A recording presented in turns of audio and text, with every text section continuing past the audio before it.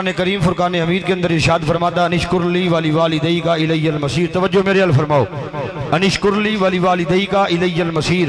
रब फरमाता है लोगों, सादी जुबान में तर्जुमा, मेरा अपने रब का शुक्र अदा करो।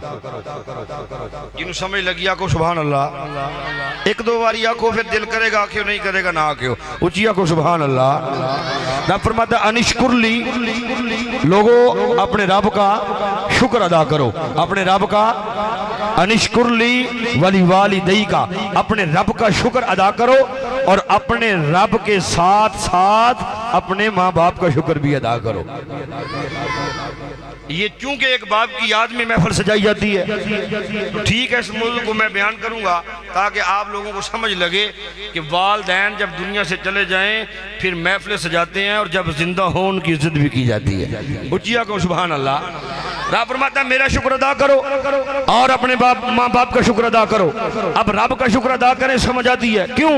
रब फरमाता फबिय्यिकुमा तुकज़्ज़िबान, मैंने तुम्हें हर नेमत ऐसी दी कि तुम चाहो भी तो जुटला नहीं सकते, तुम चाहो भी तो उसके मुतबादिल नेमत ला नहीं सकते। फिर रब फरमाता कितनी नेमतें, कुरान में फरमाता है व इन तउद्दू निअमतल्लाहि ला तुहसूहा।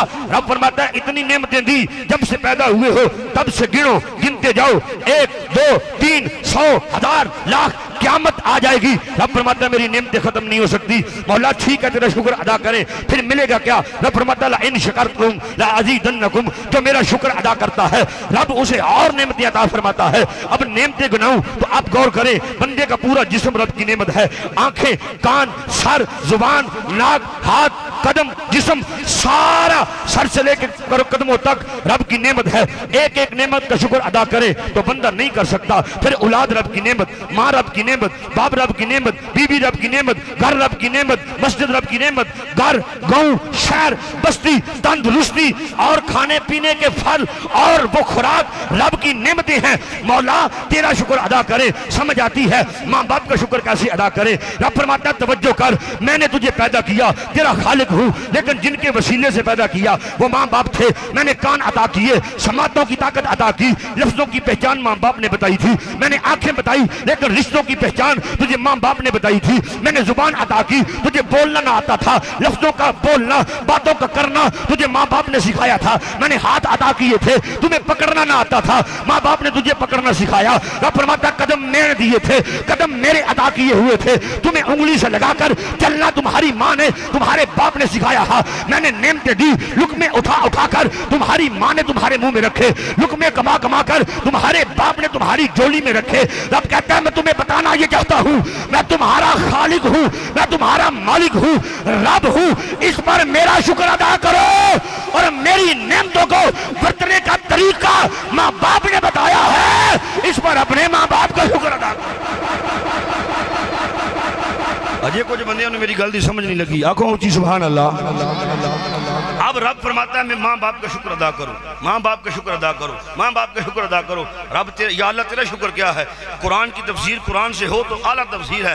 रब फरमाता है वक़दा रब्बुका अल्ला तअबुदू इल्ला इय्याहु व बिल वालिदैनि इहसाना। रब फरमाता है, फिर फरमाया रब का शुक्र ये है कि रब के दिए हुए काम, बताए हुए काम, रब मोहम्मद मुस्तफ़ा की शरीयत पर अमल करो, जिनसे मना किया मना हो जाओ, जिनके करने का हुक्म दिया उनको करो, ये रब का शुक्र है। मैंने कहा या अल्लाह फिर माँ बाप का शुक्र कैसे अदा करे? फरमाया पढ़ कुरान, व इम्मा यबलुगन्ना इंदकल किबरु अहदुहुमा औ किलाहुमा फला तकुल लहुमा उफ़्फ़िन वला तनहरहुमा व कुल लहुमा कौलन करीमा।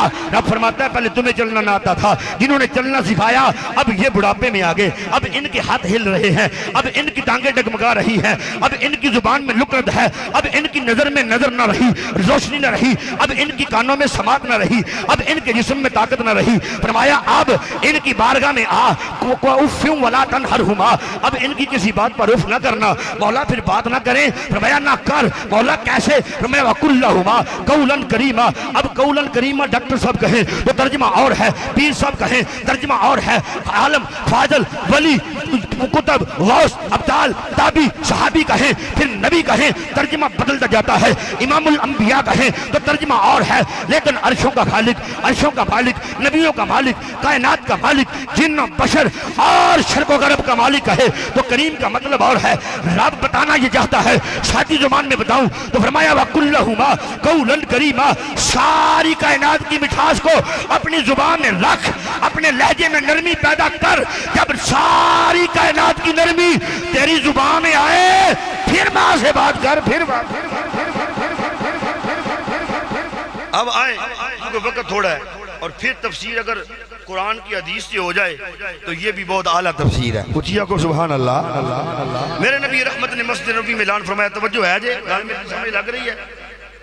फरमाया आओ लोगो मुसलमानों जिहाद के लिए बाहर निकलो, आओ अल्लाह की राह में जिहाद